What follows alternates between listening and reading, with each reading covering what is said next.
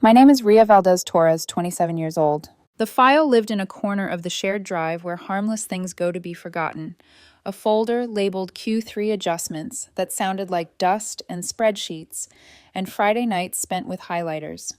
I clicked it because that was my job, and because Marcus liked his numbers tidied before Monday, and because I have the kind of brain that color codes feelings when it can't control the future. The sheet opened, and for a second, nothing made sense. Then every cell started screaming at once.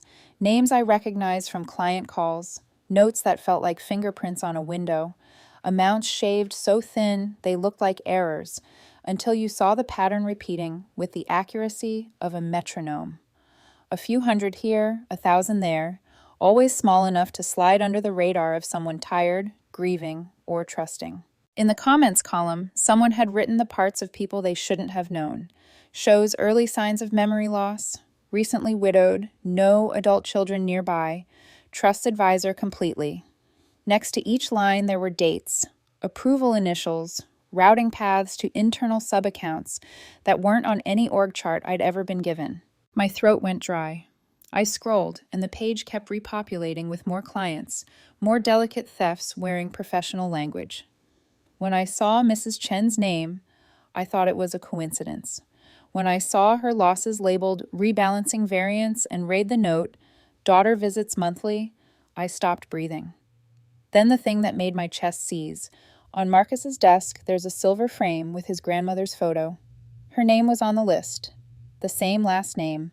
The same soft smile I'd noticed when he'd told a story about Sunday potlucks.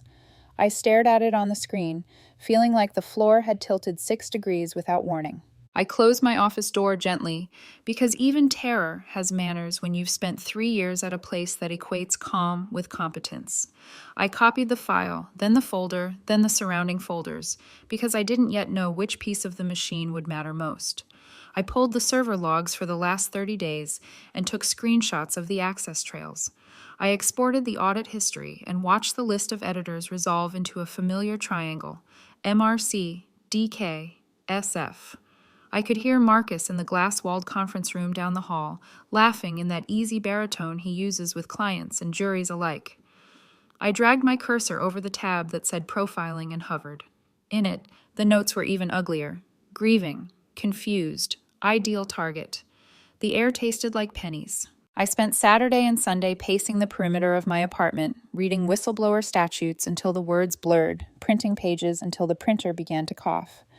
I put the documents in 3 envelopes labeled by agency and hid a set inside a cereal box, because I realized halfway through labeling them that I no longer trusted my own door. At 2 a.m., I tried to sleep and couldn't, so I started writing myself a script. What I would say if Marcus pretended not to understand, what I would say if he did. On Monday, I walked into his office with the stack in my hands. The mahogany gleamed. The city looked expensive through his window. He glanced up, saw the papers, and the smallest flicker crossed his face before the smile reassembled. "We need to talk," I said, placing the printouts on his desk so the columns of numbers faced him like an accusation. "I found this in the shared drive." He flipped the first page. Panic rose, showed in his eyes, then vanished under a layer of professional weather. "Ria," he said lightly, "these are administrative adjustments." "Mrs. Chen lost $3,200 over 6 months," I replied. "She called last week because she couldn't afford her heart medication. These aren't adjustments. They moved to company accounts." "That's an aggressive interpretation." He leaned back, fingers steepled. "You don't understand how the business works. Clients agree to market risk strategies. Sometimes there are losses." "These aren't market losses," I tapped a row. "They're internal transfers, and this tab profiles people by grief and memory." He glanced at the door, then at the glass wall, then at me. The warmth left his voice. "Close the door." "It's already closed." "Then consider it an opportunity to reset your approach." He smiled without his eyes. "I value initiative. I don't value insubordination. Drop this." "My job involves maintaining client records," I said evenly. "I'm doing my job." He weighed something. I could feel the calculation scrape the room. "You're emotional," he said, picking up a paperweight and rolling it in his palm. "Take the day. Have lunch. Come back when you're thinking clearly." "Are you going to call the clients?" I asked, "or should I?" The paperweight clicked against the desk. "We're done here." The HR email, Hit my inbox 30 minutes later. The meeting lasted 8. The words were a script written long before I arrived. Poor performance, attitude issues, restructuring. Marcus sat to the side as if bored by weather. The director slid an envelope across the table and didn't look me in the eye. Security waited while I packed my desk into a box the size of a carry-on, and my coworkers discovered an urgent need to proofread things that didn't exist. 3 years of perfect reviews collapsed into a neat phrase stamped with my name. In the elevator, I held my final paycheck and felt heat climb my throat. I thought of Mrs. Chen, of Mr. Rodriguez, who calls every Wednesday to ask if the dividend letter has arrived even when it isn't dividend season, of Mrs. Patterson, who signs things without her glasses because she trusts the person across the desk. I thought of Marcus's grandmother, framed in silver on a desk that smelled like citrus oil and winning. I thought of the spreadsheet and the comments column, where someone had written ideal target like it was the weather. At home, I put the cardboard box on the kitchen table and took a breath that hurt.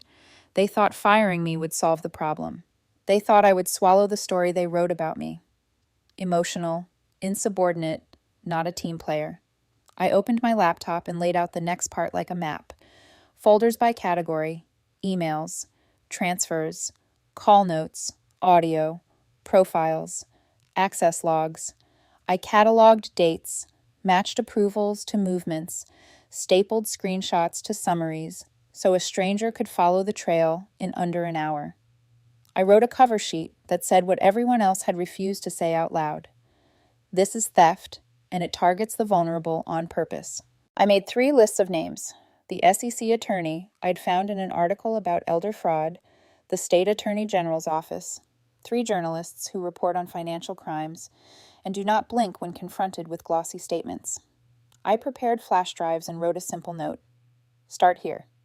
Then I sat with the knowledge that what I was about to do could ruin me, and decided it would ruin me more not to do it. Somewhere under the adrenaline, I realized I was shaking, so I boiled water for tea and watched steam ribbon the room back into focus. I wrote down everything I remembered about Marcus's codes, the way he made me memorize them for emergencies, the way he never changed them after late nights or staff departures. I typed them into a secure note and saved it behind a password no one alive could guess. Sometime after midnight, I remembered a name from the office rumor mill, a manager let go for asking too many questions about a dual database. David Park. I wrote it on a sticky note and pressed it to the edge of my monitor like a promise to a future moment. Outside, the city muttered in neon.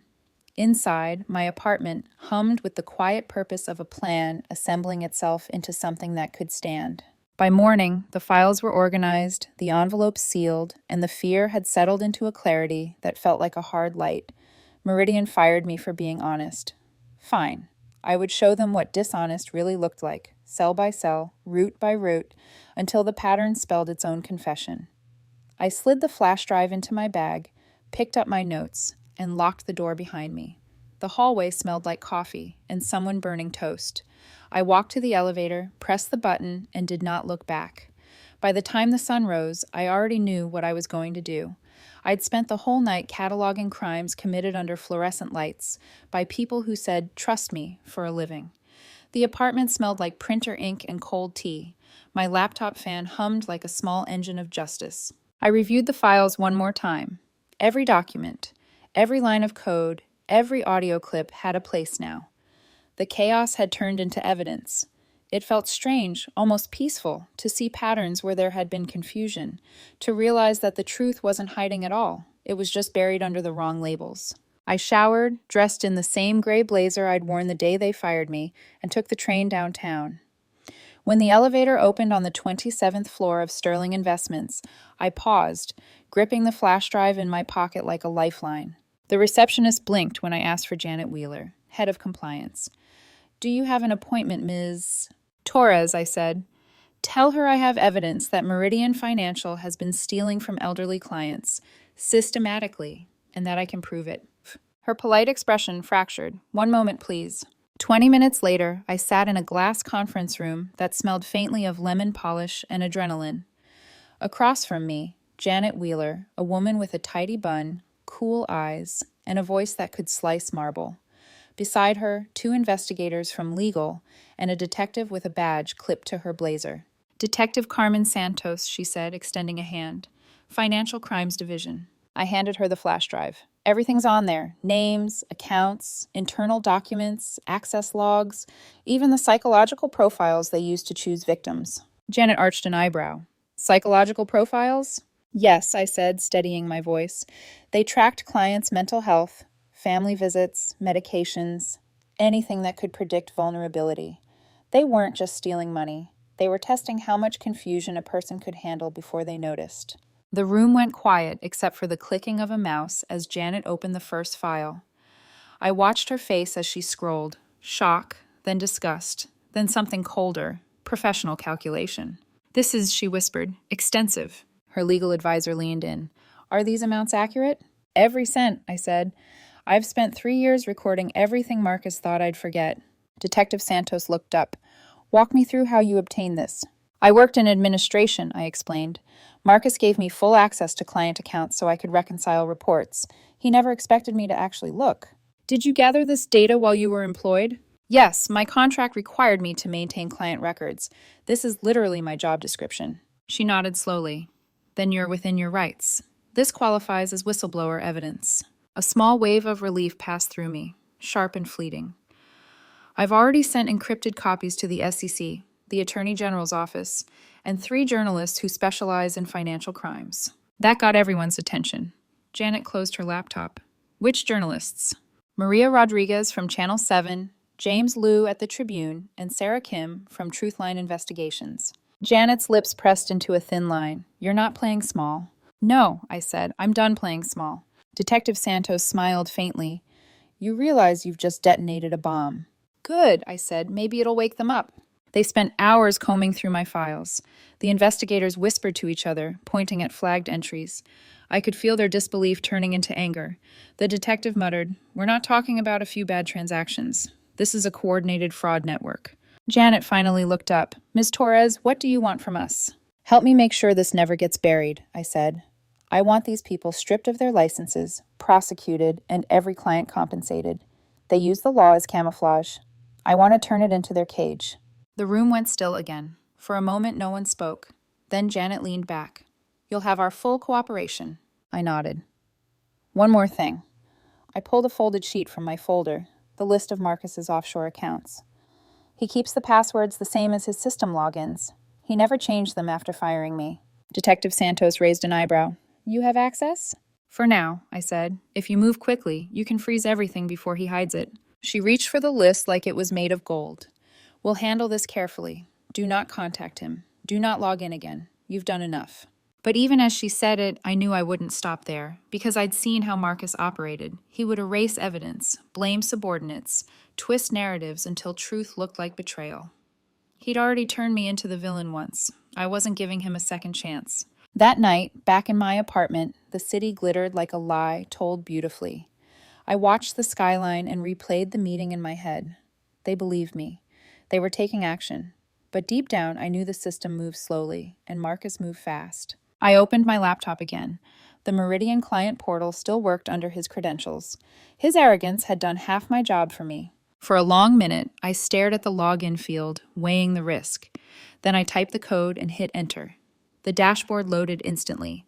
Thousands of client profiles, balances, emails, all one click away. My cursor hovered over the compose button. I thought about Mrs. Chen crying because she couldn't afford her medicine, about the clients who were convinced they were losing their minds, and about Marcus smiling in his office, knowing he'd stolen their dignity along with their savings. I started drafting the subject line. Your financial advisor has been stealing from you. Here's the evidence. The words looked dangerous and perfect. Then I stopped, closed my eyes, and whispered, Not yet. I needed to prepare every file, personalize every message, make it undeniable. Tomorrow, I would show them what dishonesty really looked like. And by the time the truth hit the world, Marcus and his empire would have nowhere left to hide. Morning arrived gray and slow, the kind of sky that doesn't promise anything. I sat at my kitchen table, surrounded by printouts, flash drives, and coffee cups in various stages of cold. My apartment looked like an evidence locker. I'd spent the night crafting one message, No, hundreds of messages, each one addressed to a specific client, each with proof of what had been taken from them, down to the last cent. I'd written it so they wouldn't have to doubt their own memory again. No legal jargon, no ambiguity, just facts, dates, and instructions for how to fight back. At 8:52 a.m., I logged into Meridian's client portal one last time. The access code still worked. Of course it did. Marcus never believed consequences were real. I attached the documents and stared at the cursor blinking in the subject line. My pulse matched its rhythm. Subject: Your financial advisor has been stealing from you. Here's the evidence. The email contained step-by-step instructions for filing federal complaints, contact numbers for state regulators, and direct links to trustworthy firms, including Sterling Investments, whose compliance team I'd met just days earlier. I listed every stolen amount, every fake fee, every lie. I hesitated for a breath that felt like forever. Then I clicked Send All. The system froze for a second under the weight of 3,000 outgoing emails. Then the loading bar turned green. It was done. By 9:15, Meridian's phones were melting down. A flood of calls jammed the switchboard. By 10 o'clock, their website crashed. By noon, clients were physically showing up at headquarters demanding answers. My own phone buzzed nonstop, first from unknown numbers, then from a familiar one. Marcus. I let it ring twice before answering. "What the hell have you done?" he shouted. His voice was raw, frantic. "You psychotic little... Do you have any idea what you've just started? You've destroyed people's livelihoods." "People's livelihoods?" I said, keeping my tone calm. "Marcus, you destroyed people's lives. This is corporate espionage, theft of proprietary information. I'll sue you for every dime." "With what money?" I asked. "Your accounts are about to be frozen." "What accounts?" he snapped. "The Cayman account ending in 1829, I said quietly. "And the Swiss one, 9163. Did you forget I maintained the IT systems?" The silence on the other end was sharp enough to cut through the line. "You can't use that information," he said finally. "It's privileged." "Actually, it's evidence of a federal crime," I said. "But thank you for confirming the account numbers." I hung up before he could answer. For a second, I just sat there, listening to the hum of my refrigerator, the faint sound of sirens somewhere outside. I wasn't sure if they were his or someone else's. Then I called Special Agent Martinez at the FBI, the one Detective Santos had mentioned. He picked up on the second ring. "Agent Martinez." "This is Ria Torres," I said. "You'll want to check Meridian Financial's offshore accounts. I have proof of wire transfers connected to client withdrawals." His tone changed instantly. "How much are we talking?" "Millions," I said. "And it's not just theft, it's psychological targeting of elderly clients." Within 2 hours, I was sitting in a federal building across from 2 agents reviewing my evidence on a government-issued laptop. Martinez leaned forward, scrolling through the profiles. "This isn't embezzlement," he said. "This is elder abuse on a corporate scale. Wire fraud, conspiracy, money laundering, maybe even RICO." His partner, Agent Williams, was focused on the technical side. "You can trace all of this?" "Every transaction," I said. "Marcus's own credentials connect directly to the hidden accounts. He built the system himself." They both nodded grimly. Martinez handed me his card. "You did good bringing this in, Ria, but from here on, you let us handle it. Don't act alone." "I won't," I lied, because I already knew I couldn't stop. Not yet. That night, my name was nowhere in the news, but the story was everywhere. Local investment firm under investigation for systematic theft. FBI confirms federal inquiry into Meridian Financial. And then, Channel 7. Reporter Maria Rodriguez aired a segment that broke something open in me. It showed Mrs. Chen crying as she explained how Marcus's team convinced her she had early dementia. "They told me I was forgetting deposits," she said, voice trembling. "They said I couldn't trust my memory." It showed Mr. Rodriguez, recently widowed, discovering that Meridian had drained his savings while he was planning his wife's funeral. It showed Mrs. Patterson, staring at fake investment statements, realizing her late husband's pension had been stolen, piece by piece. Then came Dr. Elizabeth Harper, a geriatrician who treated several Meridian clients. Her words were soft, but brutal. They weren't developing dementia. They were being gaslighted. The psychological damage was as devastating as the financial loss. By the time the segment ended, my hands were shaking. Not from guilt this time, from something like grief mixed with fury. Social media exploded. #Meridian fraud trended nationally. Advocacy groups demanded new laws.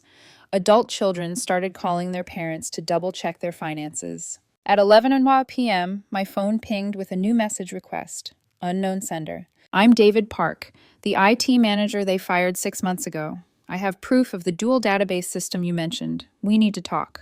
I stared at the message for a long moment. I had written his name on a sticky note days ago like a whisper of intuition. Now he was real. Outside my window, the city pulsed with sirens and headlines. I sat in the dark, lit only by the glow of my screen, and typed a single reply. Tomorrow, 10 a.m. public place. Then I closed my laptop and leaned back, listening to the sound of rain beginning against the glass. I thought about the spreadsheet that had started all of this, the one Marcus labeled Q3 adjustments. Adjustments. That's what he called stealing from the elderly. Tomorrow, I would meet the man who knew exactly how deep those adjustments went. And for the first time in months, I felt like I wasn't alone in the fight.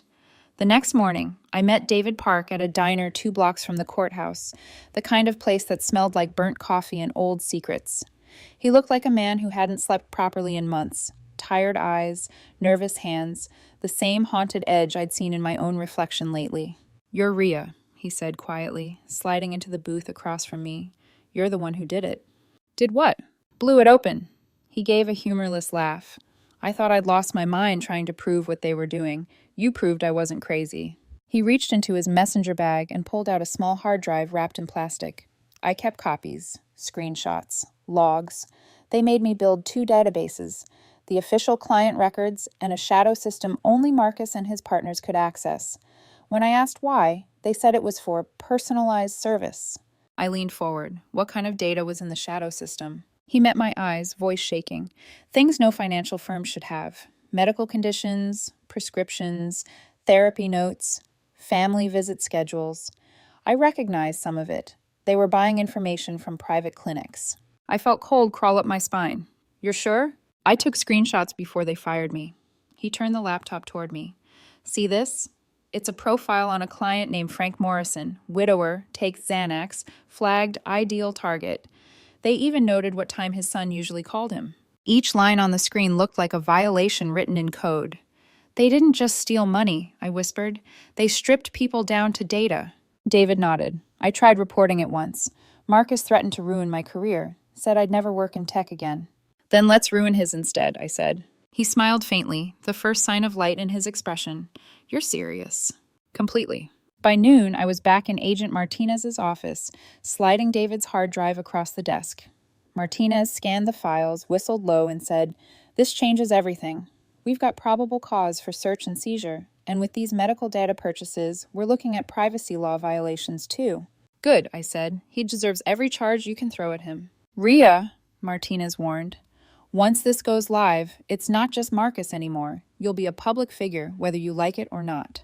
I'm not doing it for attention. He smiled grimly. Most heroes aren't. 2 days later, I stood across the street from Meridian Financial, clutching a coffee cup gone cold. At 7:14 a.m., the first FBI vans rolled up. Agents in dark jackets swarmed the building, their voices clipped and efficient. Inside, employees were herded out in small groups, wide-eyed, whispering into their phones. By 8 m, I was watching news cameras set up along the sidewalk. It felt surreal, like watching someone else's story unfold. But when I saw Marcus being led out in handcuffs, reality hit hard. He looked smaller, unshaven, bewildered in a way I'd never imagined possible. His tie was missing, his hair disheveled, his mouth caught halfway between disbelief and defiance. The reporters shouted questions. Mr. Marcus, did you steal from elderly clients? Are the offshore accounts real? Did you target people with dementia? He didn't answer. He just kept walking. Behind him, Sarah Fletcher was crying, mascara streaking down her cheeks. David Kim tried to run when they arrived at his house. The news later showed him being tackled by local police in his bathrobe. By 9 a.m., every major network was broadcasting live footage of the raid. Elderly fraud investigation expands nationally, the headline read. I should have felt triumph. Instead, I felt a hollow ache somewhere between relief and exhaustion. That night, Maria Rodriguez called me from Channel 7. Her voice was calm but urgent. You need to speak publicly, Rhea. The victims deserve to hear from the person who fought for them. I'm not interested in being a headline, I said. This isn't about fame, she insisted. It's about validation. They're ashamed, confused, and scared. They need to know someone cared enough to risk everything. After a long pause, I said, "Fine, but no face, no name, voice disguised." The interview aired 2 nights later. My silhouette was blurred, my voice altered, but the message came through clear. These weren't random crimes, I said. This was a coordinated attack on people who trusted too easily. They didn't just steal money, they stole peace of mind. Someone had to stop it. Maria ended the segment with a call for victims to come forward. Within 24 hours, the FBI received more than 200 new complaints about other firms using similar tactics. The ripple effect was instant. Other whistleblowers reached out to investigators. State regulators opened reviews. Banks began double-checking their elderly clients' accounts. The next morning, Martinez called. "You just started a movement," he said. "I just told the truth," I replied. "The movement was overdue." He laughed softly. "We could use more people like you." But what he didn't say, what neither of us did, was that truth has a cost. My phone rang with reporters for weeks. Old coworkers messaged me with guilt or anger or both. A few called me a traitor. One told me quietly, "Thank you for doing what we couldn't." The civil suits piled up, and the case grew bigger than I could have imagined. Meanwhile, Sterling Investments, where it had all begun, called again. Janet Wheeler wanted to talk about a new position. "We're expanding our compliance division," she said. "And frankly, you're the reason half our clients trust us now." "I'm not ready to work in finance again," I told her. "Then don't think of it as finance," she said. "Think of it as rebuilding something that deserves to exist." I told her I'd think about it. That night, I walked past Meridian's old office. It was empty now, the logo stripped from the glass, the lobby lights dark. For the first time in months, I let myself feel everything at once: rage, vindication, and a strange kind of mourning. When you spend years inside a system built on lies, tearing it down feels like losing part of yourself too. Still, I whispered into the quiet, "They'll never do this again." And for once, I almost believed it. The courthouse smelled like polished wood and nerves, the kind of air that knew how to hold silence until it cracked. Rows of reporters filled the benches, notebooks ready, cameras whispering like insects. In front, Marcus, Sarah Fletcher, and David Kim sat in a tight line behind their attorneys, each pretending not to know the others. 3 years of deceit, built on quiet greed and polite smiles, had come to this. The prosecution called the case United States versus Meridian Financial Holdings et al. But everyone knew the real story was about power, arrogance, and the people crushed beneath it. Assistant U.S. Attorney Rebecca Chen led the government's team. She was sharp, relentless, and eerily calm. "The defendants, she told the jury, didn't just steal money. They stole trust, and they did it knowing their victims couldn't fight back." Then she called me to the stand. I swore in, palms slightly damp, and took my seat facing the 12 strangers who would decide the future of the people who'd tried to destroy mine. "Ms. Torres," Chen began, "can you tell the court how you discovered the fraudulent activity at Meridian Financial?" I explained the spreadsheet, the fake adjustment codes, the profiling notes, the faces behind the data, Mrs. Chen, Mr. Rodriguez, Mrs. Patterson. I told them about the confrontation with Marcus, the firing, the whistleblower files, the FBI raid. The defense tried to paint me as an unstable ex-employee seeking revenge. "You were angry about being terminated, correct?" the lawyer asked, smiling like this was a game. "I was angry," I said evenly, "but not because I lost my job, because people were losing their lives." Laughter rippled softly in the gallery, half disbelief, half awe. He pressed harder. "You had access to company files. Isn't it possible you altered those records yourself?" I looked at him, calm. "Is it possible I opened offshore accounts in Marcus's name? Purchased a boat called Easy Money with stolen funds? Because those transactions matched the stolen client accounts down to the penny." The courtroom murmured. The lawyer stuttered, "Objection." "Overruled," the judge said, barely hiding a smirk. When Chen took over again, she asked if I had kept any personal benefit from revealing the fraud. "I lost my job, my health insurance, and my reputation," I said. "The only thing I gained was sleep." She smiled faintly. "Let's talk about the evidence you provided." She projected the videos. Marcus bragging at a company retreat about how clients over 80 don't check statements. Sarah and David discussing which quiet seniors to move to the high-risk list. The room grew tighter with every second. Then came Dr. Elizabeth Harper, the geriatrician. She explained how stress and gaslighting worsened the victim's confusion. They weren't developing dementia, she said firmly. They were being manipulated into believing they had it. When she finished, even the jury avoided looking at Marcus. Over the following days, dozens of victims testified, some trembling, some furious, all heartbroken. One woman brought a jar of coins she'd been saving because she'd thought she'd gone bankrupt.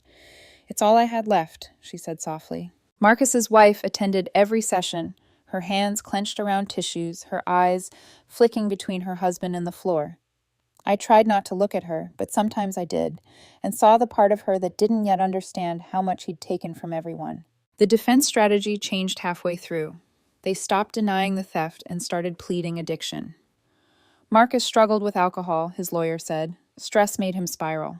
Chen countered by playing an audio clip, Marcus laughing, voice crisp and sober, saying, "If they're too confused to notice, it's their problem, not mine." Any remaining sympathy evaporated. After 3 weeks, the jury disappeared into deliberation. 6 hours later, they returned. Guilty. All counts. Marcus stared straight ahead as the words rolled like thunder through the room. His face barely moved, but his jaw trembled. Sarah Fletcher wept openly. David Kim slumped in his seat. The judge thanked the jury, then asked if I wished to make a victim impact statement. I rose, my voice steady. "Your Honor, Marcus once told me that honesty has consequences. He was right, but he never understood that dishonesty does too. Today, he's learning the difference." When I sat down, Mrs. Chen reached forward from the row behind and squeezed my hand. Marcus was sentenced to 7 years in federal prison and ordered to pay $2.3 million in restitution. His partners each received 5. The judge's final words were simple. Let this serve as a warning to anyone who mistakes trust for weakness. As they led Marcus away, he glanced back at me. For a heartbeat, I saw the man I used to work for, the one who could charm a room with a handshake and destroy it with a signature. He looked like he wanted to speak, but the bailiff nudged him forward. Outside, flashes exploded as I stepped onto the courthouse steps. Reporters shouted my name, asking if I felt vindicated. "No," I said. "I feel tired. Vindication doesn't bring people's savings back. It just makes sure the thieves can't take more." That night, I received an email from Janet Wheeler at Sterling Investments. "We're starting a restitution unit for elderly victims.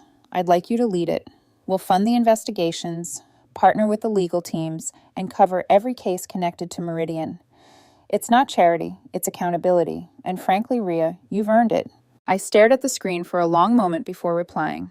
"I'll do it, but one condition. Every former Meridian client gets a call from me personally." She agreed. The next morning, I walked into Sterling's new office.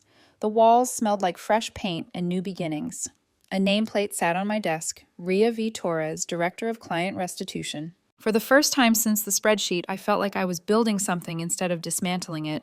And I promised myself I'd never let another predator hide behind the word trust again.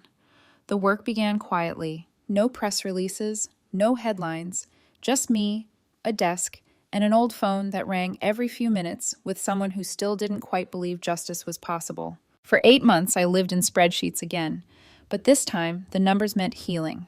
Sterling gave me a paralegal, a private office, and access to their legal team.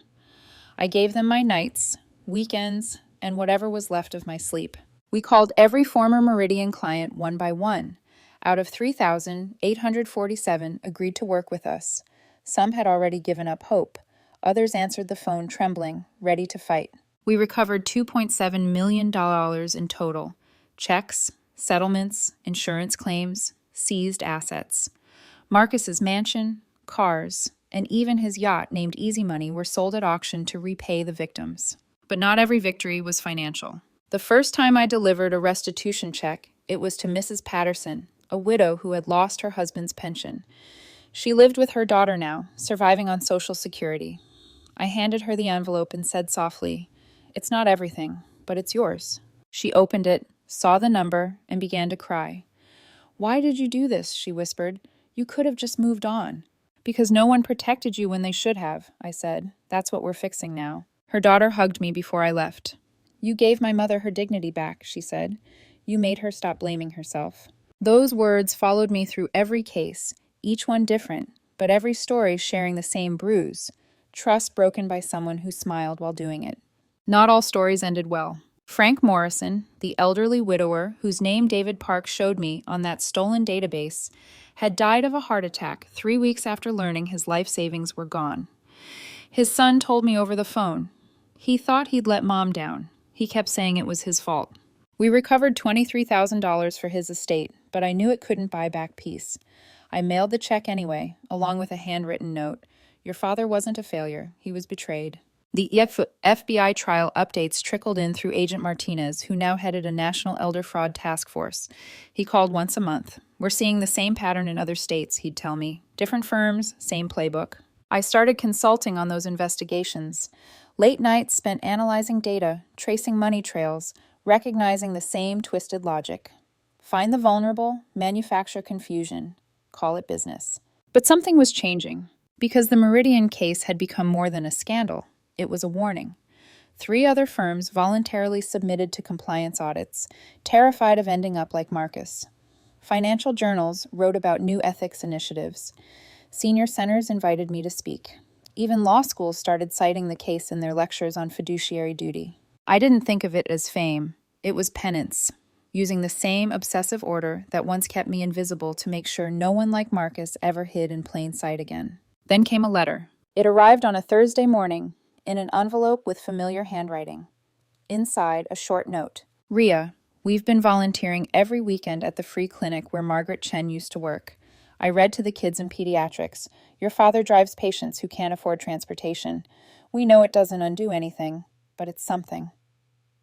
Mom. I stared at the letter for a long time before placing it on my desk beside a photo of Mrs. Chen smiling at her granddaughter. It wasn't forgiveness, but maybe it was the start of something close to understanding. Months later, another envelope came, this one postmarked from a federal facility in Pennsylvania. Ria, I don't deserve your time, but I need to say this. You were right. What I did wasn't just theft, it was cruelty. Every night I lead recovery meetings here. I tell them about Meridian, about how I confused greed with ambition. I tell them about you. I'm not asking you to forgive me. I just want you to know that I finally understand the difference between winning and being decent, Marcus. I folded the letter and slid it into a drawer with my files. I didn't reply. Some confessions don't need answers. Life moved forward. The Elder Financial Protection Center opened in Meridian's old building. A brass plaque by the entrance read, "Dedicated to Frank Morrison and all victims of elder financial abuse. Your dignity and worth were never diminished by the crimes committed against you." I visited once, on a quiet afternoon. The lobby was bright now, painted in soft gold light instead of cold glass. A volunteer greeted me with a smile and asked if I needed help. I almost said no, then realized I already had. That night, Agent Martinez called again. "We're expanding the task force to Chicago," he said. "We could use your eye for detail. You in?" I hesitated, looking out my window at the city lights flickering like open files waiting to be read. "Always," I said.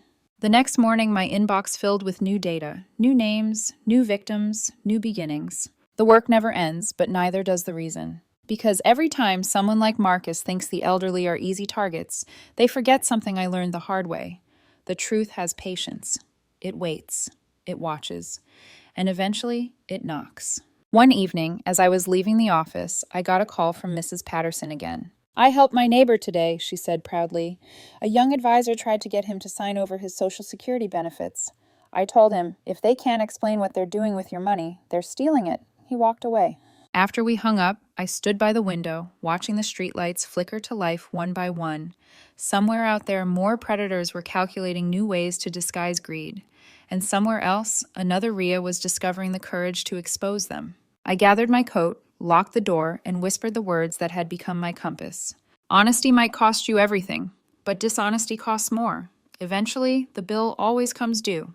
Then I stepped into the night, ready for the next fight.